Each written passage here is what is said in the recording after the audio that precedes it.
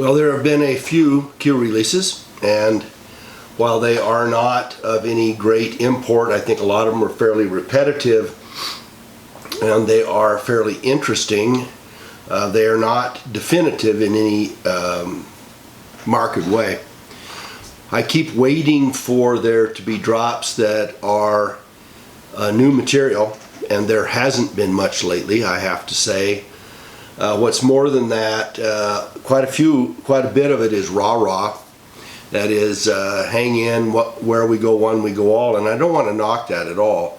But it is difficult to make that appear to be newsworthy. So there is one that has FISA, and 20. There are a number of discussions about what 20 means, whether it's 20 days or 20 indictments or 20 people. And then there is the reposting of something from May 10th, and then the picture that is a reposting of Hillary with Robert Byrd, the ex-Ku Klux Klan member. Maybe he was all of his life, I don't know. And it's coupled with a King James quote, or a quote about LeBron James that Hillary puts in about what a great guy he is. And some of the anons that are on that posting on that section point out that Hillary readily admits that she has a public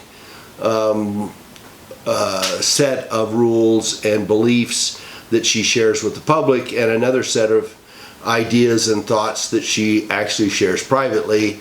And of course that leaves open to doubt whether either of them have any factual basis at all, or whether they are simply convenient.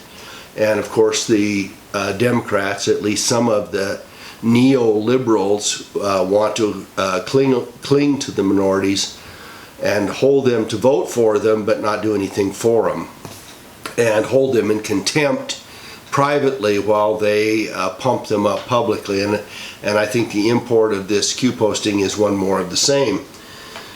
So there are a few things that I have looked at and I've spent a bunch of time on.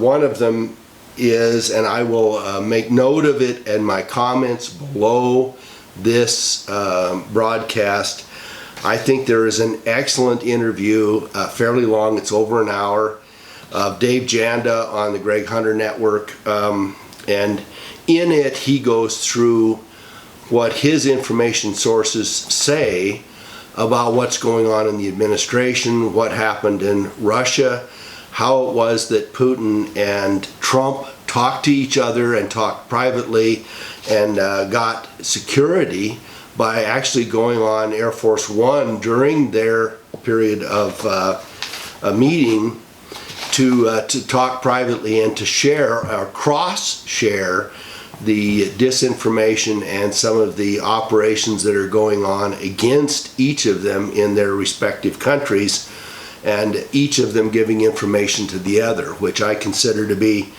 the highest source of compliment that the two of them are willing to, if it is true, of engaging each other for their mutual survival, which many of us believe is also true.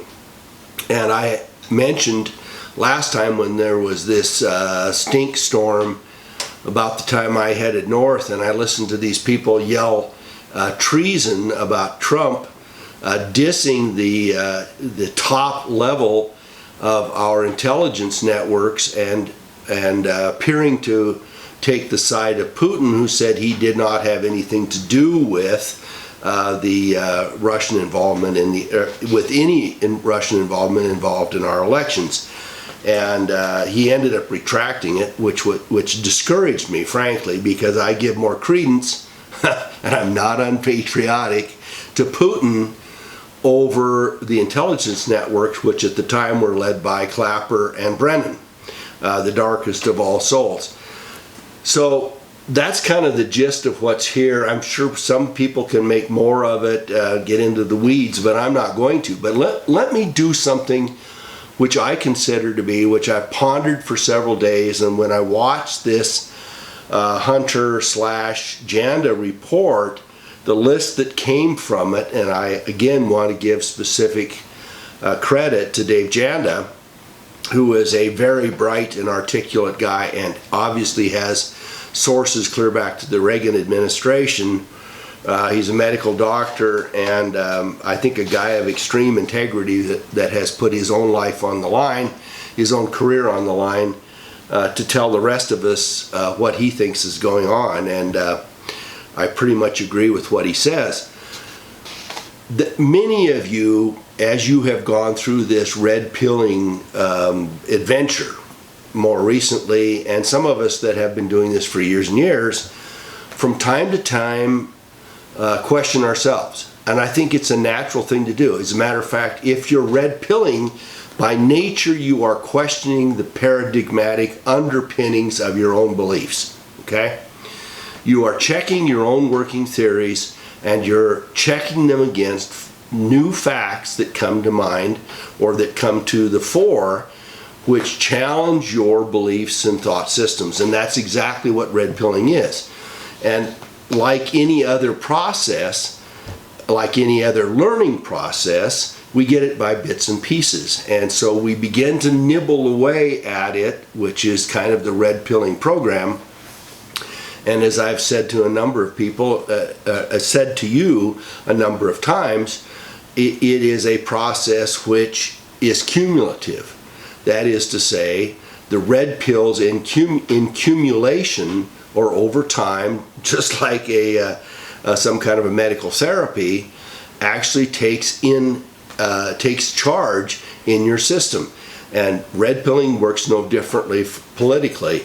And part of it is that once you start to question, and many of the people that have pointed and quoted stuff on the internet say, well, I began to question with the JFK thing, I began to question with 9/11, I began to question with the CIA, I began to question in Vietnam, and some of us had all of those pieces. But here's what takes the greatest impetus, I think, to tell us that we're on the right track, B, that our paradigms are correct, and C, that the theories are cohesive and cogent, and that they actually tell us the truth. And part of what I want to say to you about that goes directly to Janda's list. And once you go through the list and you say, well, but all of these false flags, all of this disinformation, all of this sleight of hand, all of being lied to in cumulative gives us information that we have reason to believe that the goodness of our government is not there, and to question it. And once we begin to say, well, I questioned this and this and this and this in the past, if I question this one, does it resonate? And what we find when we look at them after a period of time is our first reaction when there is a gun shooting in a school or an altercation or some announcement or a treasonous claim is to say, well, what's the real message? And I think that's the honest, open, responsible, red-pilling way to do it. But what helps as much as anything is to have the congruity, the consistency of being lied to, which tells us that we have reason to believe that in fact we're being lied to. So what Janda said was, look, you look at the IRS misuse, you look at Benghazi, you look at the Fast and Furious thing where the gun dealing with the Obama administration, you look at the killing off of the SEAL Team 6, the Seth Rich stuff, the manipulative government data, and he cited that for jobs reports, but obviously it applies to a lot of other things.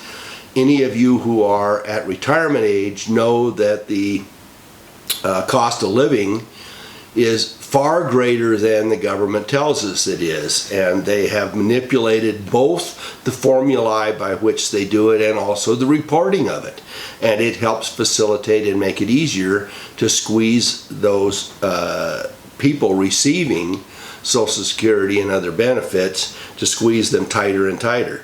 You've got the manipulation of the financial markets, and I have talked about this before, and I talked about it in terms of the Federal Reserve. But when you have the Federal Reserve not just not following the $700 billion they were authorized in 2007 or 2008, but with Hank Paulson and the BS that little shrubby Bush gave us at the time of the alleged crash, which was a manipulated crash. It wasn't a real crash, okay? It was not a real crash. It was a manipulated crash set up so that they could play games with us over the financial process.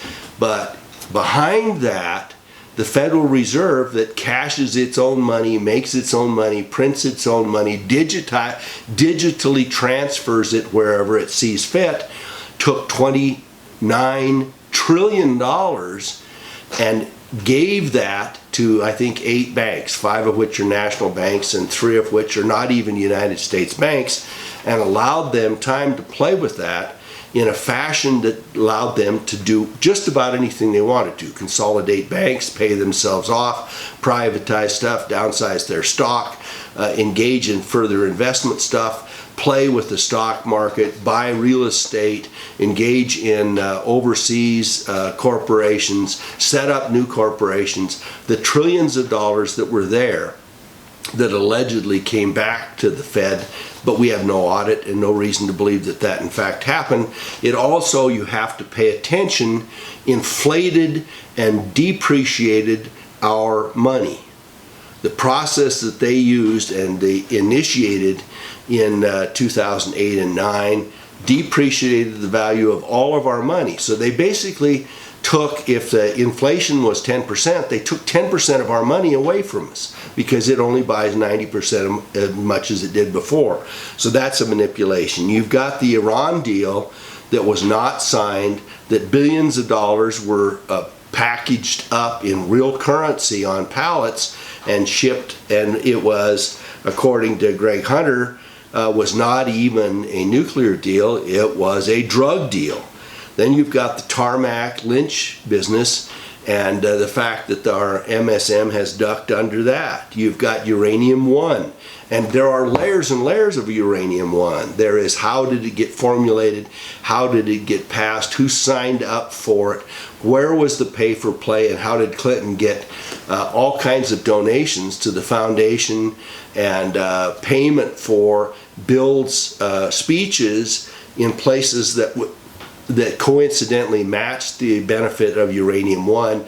Then you have the transportation and distribution of the uranium itself into Canada, perhaps into Europe, and then elsewhere. And as QUEW and some of the followers have pointed out, it may well have gone to North Korea and Iran and elsewhere. So then you've got the FBI and the CIA weaponizing their investigations and doing it against American citizens, and that's been ongoing for years and years and years. You've got the bankster deal, which I've talked about. You've got election fraud and Bernie, and there's a guy named, I think he's Chardon or Charlton. Anyway, he's here in Arizona, and he is statistically worked through our elections clear back to 2000 and shown that they have all been manipulated. And they've been manipulated digitally, and there's a black lady that has a black box website that shows how it was done. So they actually flipped millions of votes, and they did so in key states. And they did that in 2000 when little shrubby Bush won. They did it in 04 and 08.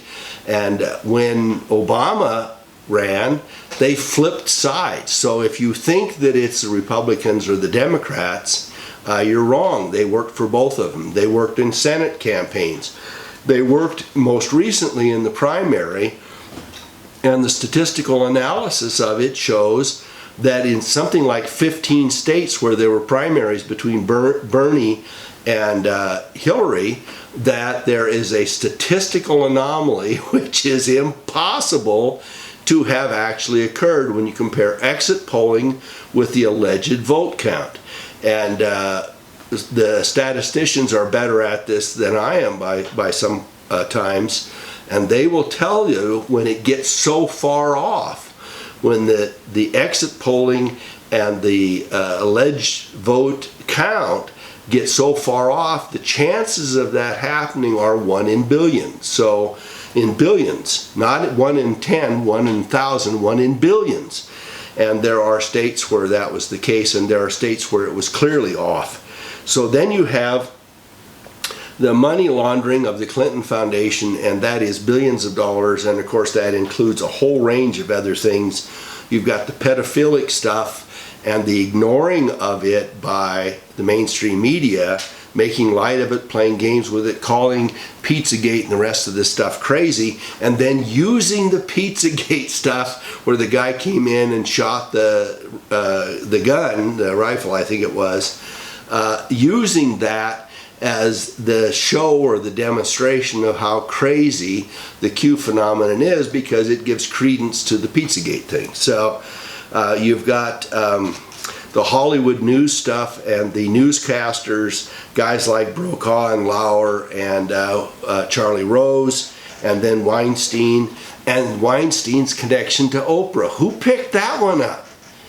Who's followed on that? Who has checked to see whether Oprah was actually pimping for Weinstein? There are reports to that effect, that she's a good buddy of Weinstein's, and that they may have had menage a trois arranged by Oprah. Now, I don't know that that's true, but you can certainly see that there was that kind of relationship between them, and there are pictures showing the two of them with some young pussycat that was sidled up to him and may have been enamored of one or both of them. So then you've got the illegal emails. You've got tens of thousands of emails. You've got who hacked it, where it was hacked. You also have the security and the classified information, and you've got no doubt you've got the housekeeper at the Clintons receiving the printed material of classified emails being printed onto the printer at the Clinton house, gathering them up and taking to her office or whatever else. And that is a specific violation, and as has been pointed out many times, there are servicemen who have done brig time, prison time, as a result of much less than that. You've got the illegal surveillance with Brennan and Clapper and the rest of them, and the hammer. You've got the FISA court stuff, where 4 times on a 6-month basis they reconfirmed the whole Trump dossier, the alleged Russian dossier, and guys as high as Rosenstein signed off on it. Stein, Stunk.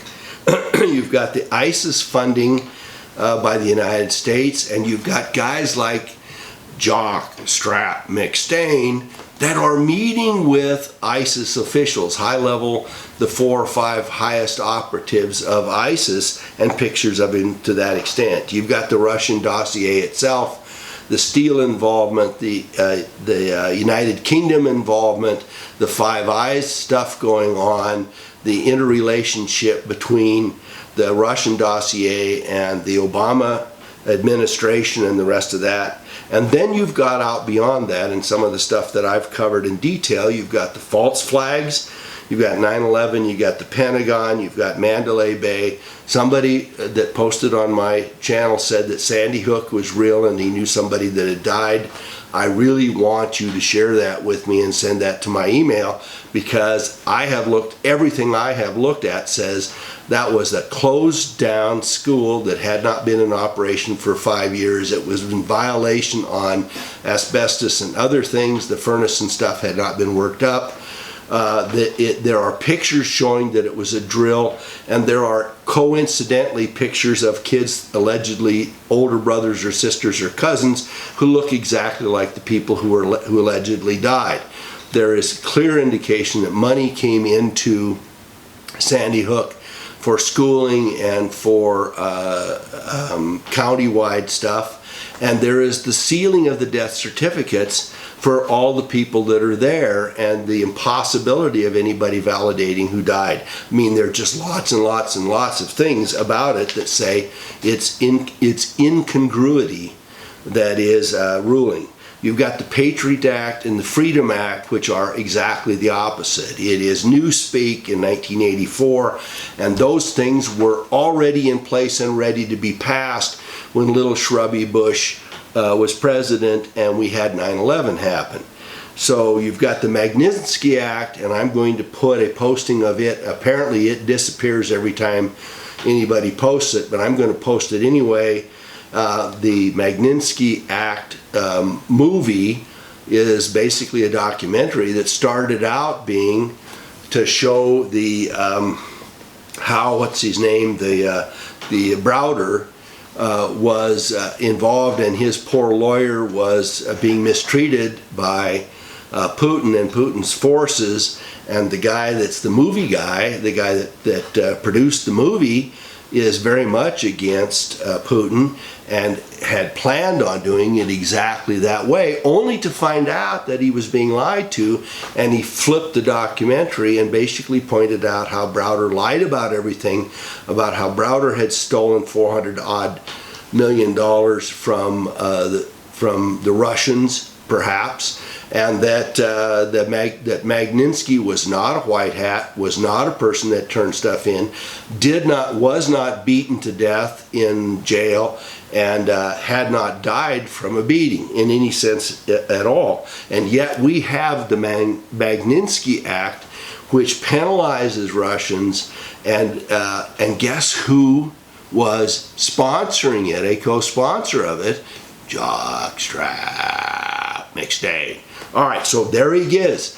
So what you look at, and whenever you see McStain supporting or engaging or promoting something, he's using political capital. And when he does that, he and many others, when he does that, you know that what he is doing is paying his bills, paying his debt to his master, and that whatever it is that he is supporting, you have to know is bad.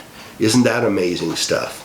So then you go back and you look at the JFK thing, and you see that we've been lied to dozens of times about it, that people still treat it as though the Warren Report and the three bullet theory is viable, and that our buddy Oswald actually did it, when in fact it was probably at least 7 shooters, and they represented 3 of our presidents, Nixon, Johnson, and the guy that was in the operation on the streets was probably H.W. Bush, a CIA operative who may have been managing the shooters that day. And then you've got Gerald Ford on the Warren Commission helping to put together the three bullet lie, the 3-shot lie.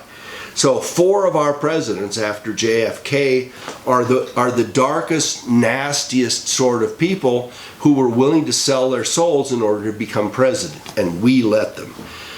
Then you've got the Reagan assassination attempt, and guess who was having lunch with Hinckley's parents the day that occurred? None other than H.W. Bush. Guess who was spending the weekend or the week with the Osama bin Laden's family the week of 9/11? None other than H.W. Bush. Can you put these pieces together? He's not very bright, right? You would think that you would stay, when you knew something was going to happen like that, you would stay away from the bright glare of a historical event. Either that, or this is the way we tell people that we're doing stuff in plain sight, and then since nothing gets done, they're off the hook, right? Then you've got clear back to Jekyll Island, Pearl Harbor, the Lend-Lease stuff, the Facebook CIA program that Smellbook, Facebook, Zuckerface borrowed from the CIA. Then you've got the whole voter fraud stuff. So on and on and on it goes. And what this tells you in composite is that you have every reason to question the government. You have every reason to question the ongoing nature of our government. And you have every reason to say it has to come to an end. So people I had somebody posting again that said, well, you're just an old boomer and you're the one that caused the problems, and you are stupid enough to follow the Q stuff, and it's a LARP, and here's why. And first of all, I would wonder why that person would come onto my channel anyway. Secondly, why they felt like they needed to drop it unless they are simply shilling and are getting paid for it, which I think is real. And thirdly, look, if it didn't match up with this 100%, if every time I questioned my government, Q was, or even once in a while, Q was on the opposite side telling me no, it didn't happen, when my own instincts and intuition, my own research and studies, and the people I trust have told me things that happened a certain way, if Q had told me the opposite, I would have said, all right, who am I going to doubt? And there we go with the paradigm, right? There we go with the paradigm. The paradigm is, if what Q tells me and what others tell me are out of sync, then one of them has to be wrong and I have to go back and question it.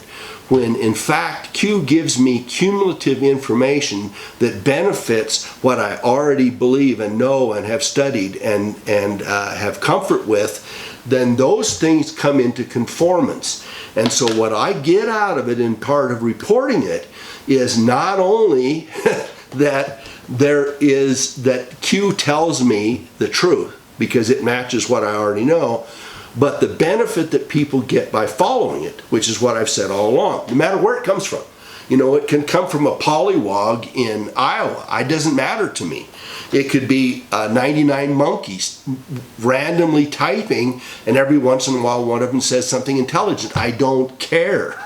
It doesn't matter, because what is said by Q adds to the cumulative knowledge that is in conformance and consistent with what I believe, what I think about, what I have studied, and what I share.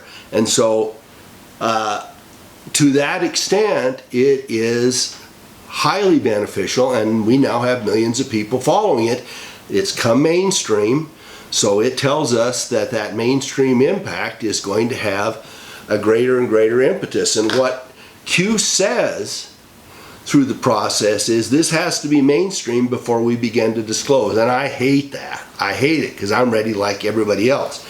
I'm the vulture that wants to kill. But here's the point of this. There has to be traction with the information in the general public. So when it drops, there is traction. And that traction is, but wait a minute, we have to look at this because it may actually be viable. So what I would say to you is we are getting close to critical mass with traction. That is traction enough to say, wait a minute, if the Pizzagate stuff comes on, if that's what comes, if the Tony Podesta stuff comes on and that's what opens it up, there will be millions of us that say, yeah, I told you so. It is real. And there will be people among the mainstream folks, the unawakened, that will be forced into being awake, and they will have people like us to talk to. So the other part about this, and this is the final part, I'm hoping I have time enough for it, has to do with when the midterms are done, which is in the next week or two, this stuff has to drop. And I have said all along, I've said for many months, Trump needs to make this happen before the general election, and enough before the general election to influence the outcome, or he is going to be the new sheriff in town that's going to get run out, tarred and feathered out of Washington, D.C. Because if it turns Democratic, he is going to be shot at from every angle. So there you have it. That's my report for today. If you like it, give a thumbs up. Thanks so much for listening. I am working feverishly on Chapter 3. It may be a week or so before I get it. But thank you so much for watching.